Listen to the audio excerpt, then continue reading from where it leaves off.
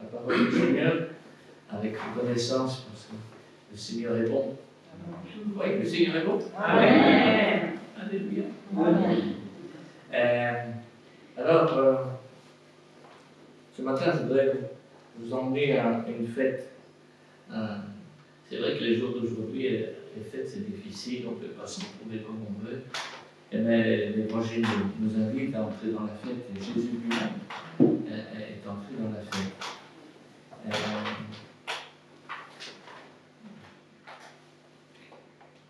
Est-ce que vous connaissez le premier signe qui a été donné dans l'Évangile de Jean concernant Jésus? Eh bien, le premier signe, vous le trouvez au chapitre 2, et en fait, c'est une noce, une fête. C'est une noce de Cana. Voilà. Vous savez tous comme moi qu'à Cana, il s'est passé quelque chose d'extraordinaire. C'est que l'eau a été changée en vin. Et j'ai peur que parfois nous arrêtions seulement à ce miracle, n'est-ce pas? Pourtant, vous allez voir qu'il y a des choses importantes que le Seigneur voudrait nous donner ce matin. Et savez-vous que c'est Jean seulement qui est le seul à raconter cette histoire, ce signe?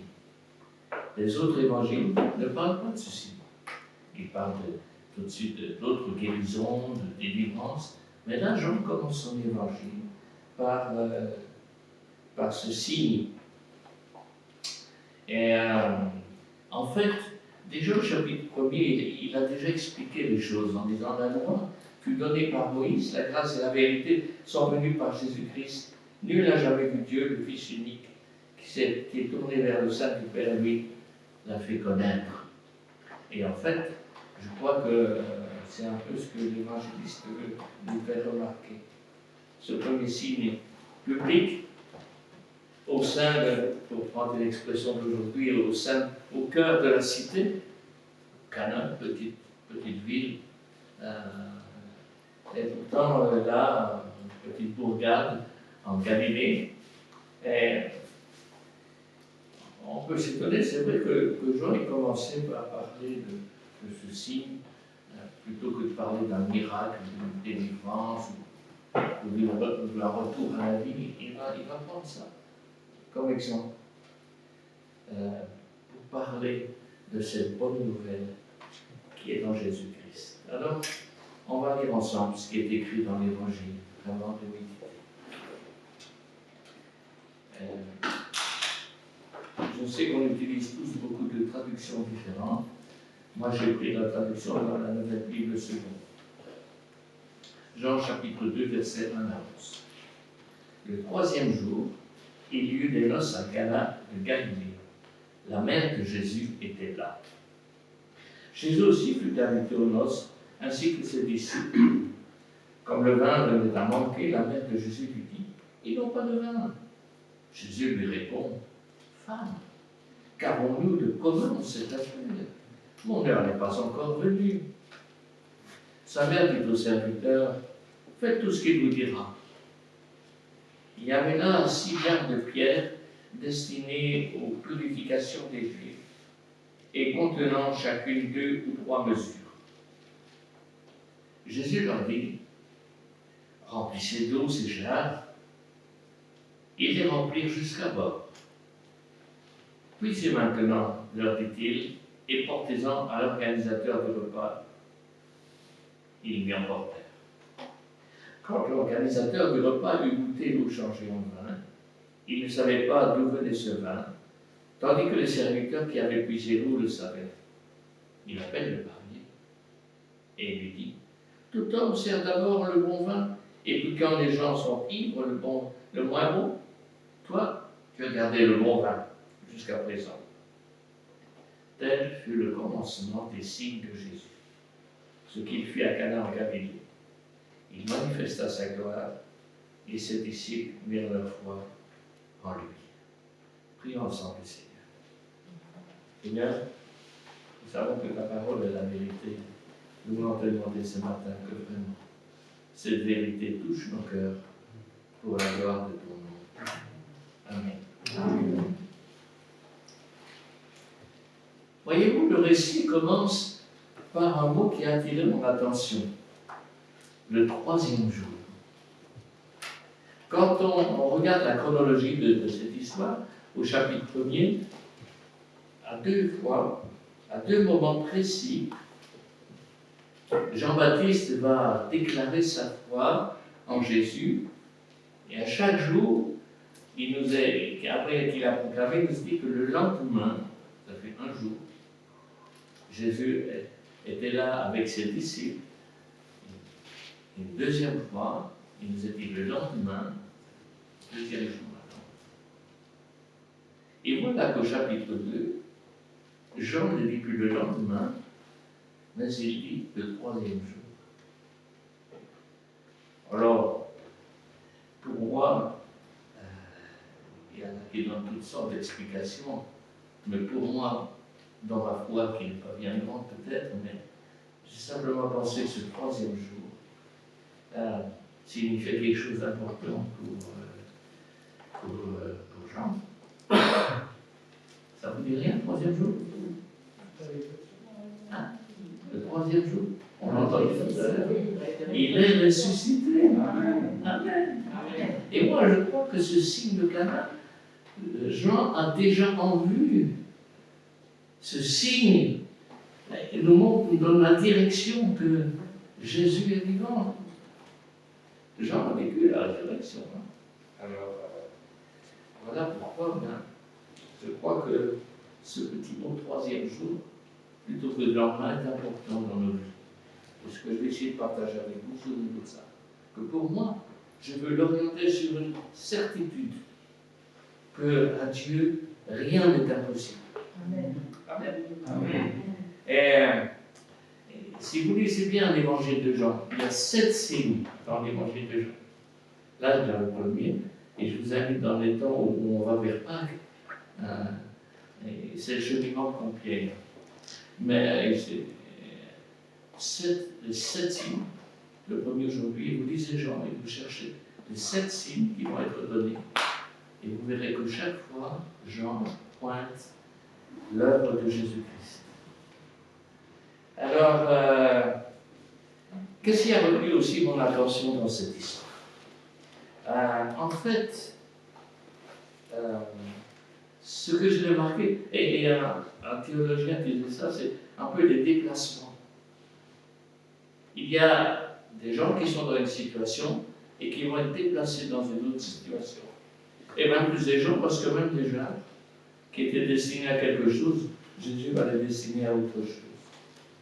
Alors, je propose ce matin d'entrer avec moi dans la noce. Ce moment joyeux, en effet, les noces au pays de Jésus pouvaient durer parfois 7 jours. C'est bien pour ça que l'on nous dit au 3e jour.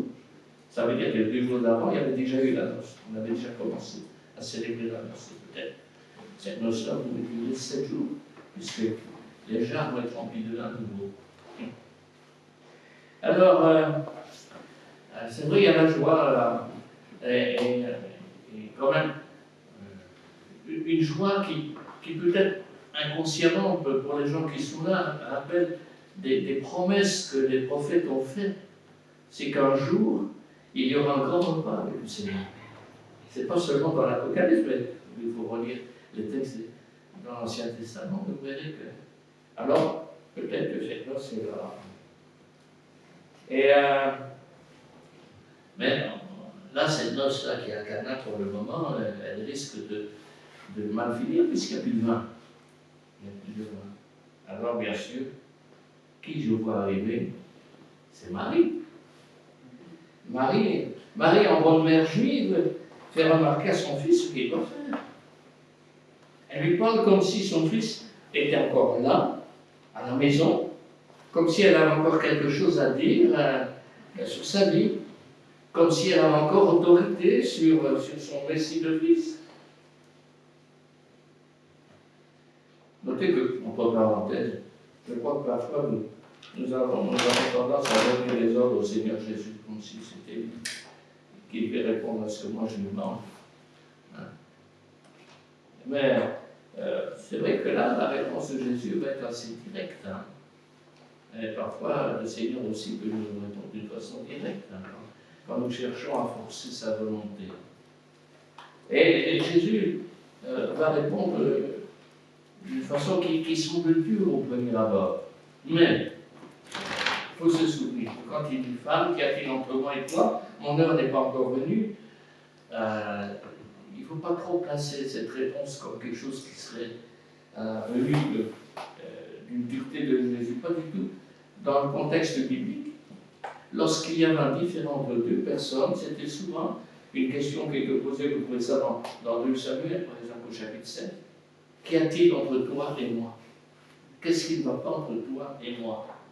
Et donc, ce n'est pas une expression exprès que Jésus a sortie pour parler à sa mère, mais c'était, il y a quelque chose entre toi et moi.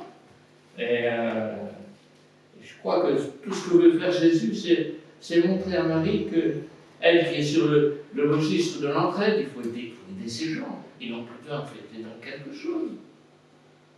Et Jésus lui entraîné sur la signification même de ce geste qui va être posé. Et rien d'irrespectueux dans la bouche de Jésus, tout compte fait.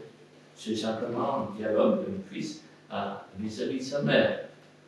Remarquez que là, on ne parle pas de Marie, hein, on parle de la mère de Jésus. Bon, bref. Alors, voilà. Et au début, en fait, Marie était le centre de la fête et Jésus va l'inviter à jouer son vrai rôle. Et là, il y a un déplacement. Elle était le centre, elle était celle qui venait maintenant, il va la déplacer, il va la mettre dans son vrai statut. Elle n'est plus seulement la maman de Jésus, elle passe de mère à femme. Femme, qu'y a-t-il entre toi et moi? C'est-à-dire qu'elle devient disciple elle-même. Elle n'est plus celle qui est à l'origine de sa naissance à Jésus, mais elle devient celle qui va apprendre à servir. Et ne plus se mêler des affaires du Fils comme elle aurait bien voulu le faire en tant que mère. Et dans la réponse que Jésus va faire, son mère n'est pas venue, c'est sûr que Jésus ne voulait pas que la foule l'entraîne comme le roi. C'était la même chose, je sais pas, quand il est descendu au dimanche des Rameaux, et tout le monde attendait qu'il allait partir au palais renversé de Hérode. Pas du tout, Jésus est allé au temple. Et Jésus ne voulait pas qu'on le détourne de son plan. À plusieurs reprises, on retrouve un petit peu cette idée, n'est-ce pas?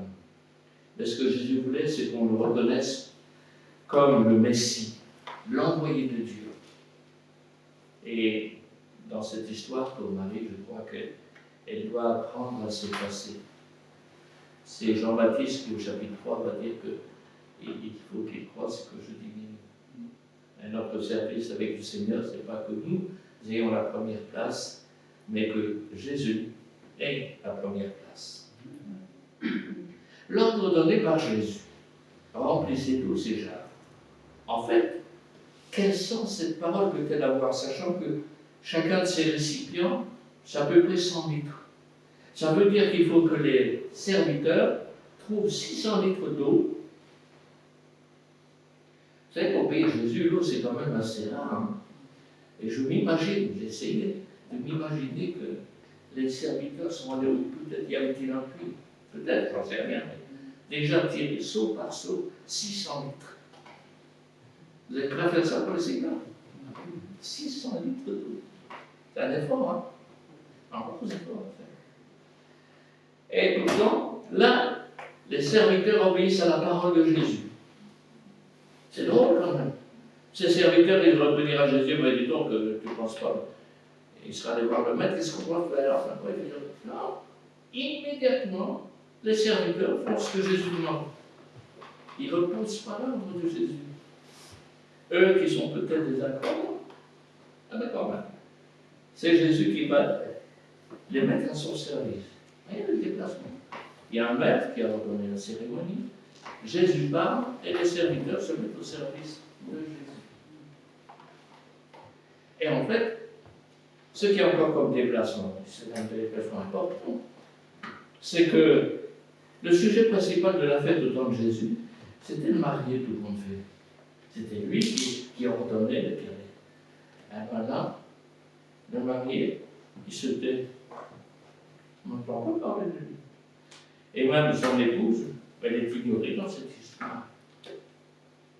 Et c'est Jésus qui va devenir l'époux. Vous voyez qu'on est en train de pointer des choses. C'est Jésus qui va devenir l'époux. Et en fait, la dernière chose dans le déplacement que j'ai vu ce matin, le sens même de la fête est transformé. D'une fête qui est organisée selon la tradition, elle va basculer et elle va devenir une fête comme Jésus l'a veut.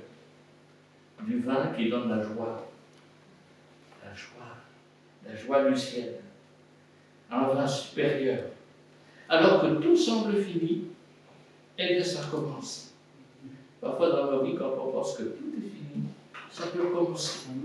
Alléluia. Et ce n'est pas par hasard si nous sommes là au cours de cette noce, frères et sœurs.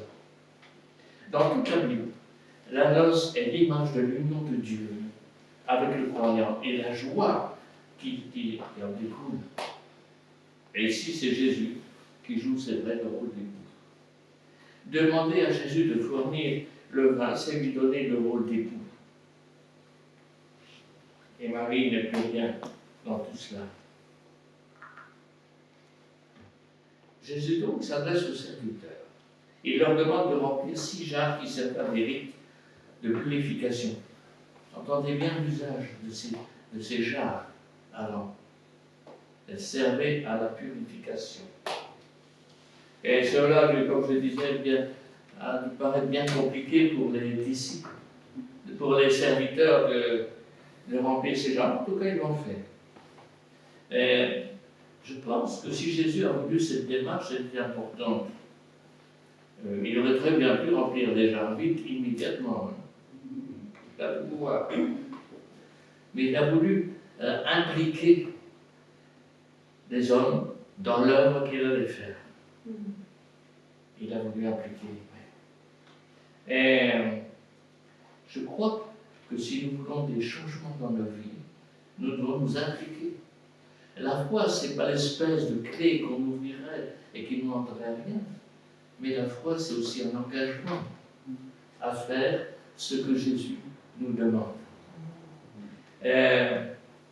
Je crois que ce que Jésus demande aux serviteurs nous montre qu'il faut et qu'il y ait toujours une démarche de notre part pour que nous collaborions aussi à l'œuvre de Dieu en nous. Et ne faisons pas qu'attendre passivement. Oh, ben, le Seigneur fera, le Seigneur donnera. Bien sûr que le Seigneur donnera, il servira. Mais si tu ne vas pas chercher d'autres pour remplir déjà, fais-toi pas longtemps. Et puis il y a les jarres. Je vous ai promis que tout changerait. Il y a 6 jarres. 6. Vous savez qu'on voit que 6, c'est le signe de l'imperfection humaine. 666, c'est l'extrême, celui qui viendra. 6 jarres. Et non seulement il y a 6 jarres, mais le texte ici nous dit qu'elles sont de pierre. Et je ne pouvais pas ne pas penser qu'en fait, ces 6 jarres de pierre rappellent bien la dureté du cœur humain, tout compte fait.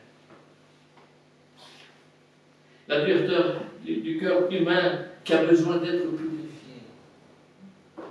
Dans Ézéchiel, au chapitre 11, au verset 19, s'adressant à son peuple, je leur donnerai un même cœur, je mettrai en vous un esprit nouveau. J'ôterai de leur corps le cœur de pierre et je leur donnerai un cœur de chair. La dureté du cœur humain. Quelque chose qui est dur à combattre. Et le Seigneur propose à son peuple de faire une œuvre telle qu'il devienne un cœur sensible, un cœur qui bat, un cœur qui vit pour lui et pour les autres. Ce que j'ai remarqué sur ces jarres, c'est qu'elles étaient vides.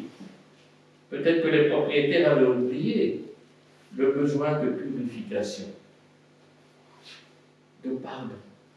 Ils avaient oublié qu'il y avait des règles à respecter et qu'il ne suffisait pas de se dire religieux ou croyant. Ils avaient besoin de purifier leur vie, son péché, son imperfection, et affirmer aussi ainsi le pardon de Dieu. Sans aucun doute, frères et sœurs, le Christ nous invite à passer premièrement par cette démarche de confession de notre péché et de réception de l'annonce de la grâce. C'est d'ailleurs le départ de l'évangile de Jean, au chapitre 1er. Le prédicateur appelle à la repentance et il plongeait les gens dans l'eau en leur annonçant leur pardon de leurs péchés et leur incitant à changer de vie. Là, le Christ s'adresse à nous comme à des serviteurs. Il y a une dimension d'obéissance dans la foi. Si nous voulons bénéficier de la vie éternelle et de la joie extraordinaire, si nous voulons retrouver cette joie du service, il nous faut d'abord passer par cette expérience. S'unir à Dieu, c'est accepter que nous sommes pécheurs et que nous avons besoin du pardon. Ce n'est pas parce que l'Évangile nous annonce l'amour et la grâce de Dieu que tout comportement est bon. Et quand le Seigneur est bon, et on peut, c'est pas qu'on puisse faire n'importe quoi. On ne peut pas déroger à l'enseignement de ce que tu nous as demandé. D'ailleurs, le message essentiel que nous laisse la parole, c'est tu aimeras le Seigneur ton Dieu de tout ton cœur, de toute ton âme, de toute ta force, de toute ta pensée, et ton prochain comme toi-même. Jésus propose ici aux serviteurs que nous sommes de remplir nous-mêmes des 6 arts de purification. Entendez l'appel que Dieu nous lance. Soyez saints, dit le Seigneur, car je suis saint. Et si tu veux profiter de la grâce et de la joie du ciel, les jarres doivent être purifiés. Le cœur doit être purifié. Les cœurs purifiés pour être ainsi remplis ensuite du vin nouveau, du vin de l'esprit, qui nous donne la joie du ciel. Il se peut que nous constations ce matin que nos jarres sont vides. Elles ne sont peut-être pas tout à fait vides. Je me souviens, quand j'étais gamin, j'habitais dans le Nord, et dans le Nord, on avait déjà certains principes écolos. Chaque maison possédait une immense citerne qui recueillait les eaux du ciel pour la lessive, pour le nettoyage de la maison. Et je me souviens que, peut-être pas tous les ans, mais régulièrement, papa descendait dans cette cuve pour la nettoyer. Parce qu'en fait, l'eau du ciel et du toit amenait des saletés. Et je pense que nos jarres parfois sont vides, mais au fond de la jarre, il reste des traces de boue. Et le bon vin ne peut pas venir dans la boue. Pas possible. Et on pourrait lui donner toutes sortes de noms. L'égoïsme, l'orgueil, la soumission, le mensonge, le vol, tout ça, c'est tout. Et le vin de goût ne peut pas descendre là-dedans. Il a besoin, ces jarres, d'être purifiés, d'être lavés. Et c'est vrai que c'est le sang du Christ qui ôte le péché. Si nous confessons nos péchés, il est fidèle et juste pour nous pardonner. Alors, ne laisse pas au fond de la jarre la boue qui empêche le vin nouveau de descendre. Remplir les jarres d'eau, c'est reconnaître la désobéissance, notre orgueil. C'est demander pardon à Jésus, qui a payé à notre place par sa mort. Et je bénis le Seigneur parce que tout au début du culte, ça nous a été rappelé que Jésus est mort. Pour que nous ayons la vie. Amen. Pour que nous ayons la vie. Si nous obéissions, voici donc la vie qui nous est proposée. pouvoir avoir une relation de vie, de joie, de fécondité, de fête avec le Christ. Le vin nouveau, c'est la puissance de l'Esprit qui peut saisir ma vie, qui peut la transformer, qui peut changer ce cœur dur et lui donner la vraie vie. Telle est la promesse de Dieu pour nous ce matin. Quand on constate qu'il n'y a plus de vin, quand notre espérance est en panne, que l'énergie et la joie nous font défaut, frères et sœurs, le Christ est là. Il agit dans nos cœurs, dans nos vies là où nous sommes, pour verser la joie où il n'y avait plus clair, pour nous aider ensuite à faire en nous-mêmes le pas suivant pour lui. Oui, la promesse est déjà en chemin, en cours de route, jamais terminée, jamais épuisée, puisqu'il y a eu un troisième jour. Amen. Tout est possible à celui qui croit. Amen. Amen. Amen. Seigneur, sois béni, parce que tu es ce Dieu qui pardonne. Et ce matin, je voudrais qu'aucune de nos jarres ne soit remplie de choses qui ne te glorifient pas. Alors, si tu as entendu l'appel du Seigneur ce matin, si en regardant le fond de ton cœur, tu y trouves de l'amertume, de l'orgueil, de l'arrogance, eh bien, confesse-le au Seigneur. Seigneur, tu vois au fond de mon cœur, tu vois au fond de ma jarre ce qu'il y a encore peu à ta gloire. Je voudrais te demander vraiment, Seigneur Jésus, que tu purifies par ton sang, que tu laves, Seigneur, que tu nettoies, pour que tu remplisses comme tout à nouveau le vin de la joie, le vin de ton esprit. Merci Seigneur, parce que c'est toi qui donnes. Merci Seigneur, parce que c'est toi qui renouvelles. Te rendons grâce en Jésus-Christ notre Maître. Amen. Amen. Frères et sœurs, que le Seigneur vous bénisse. Amen.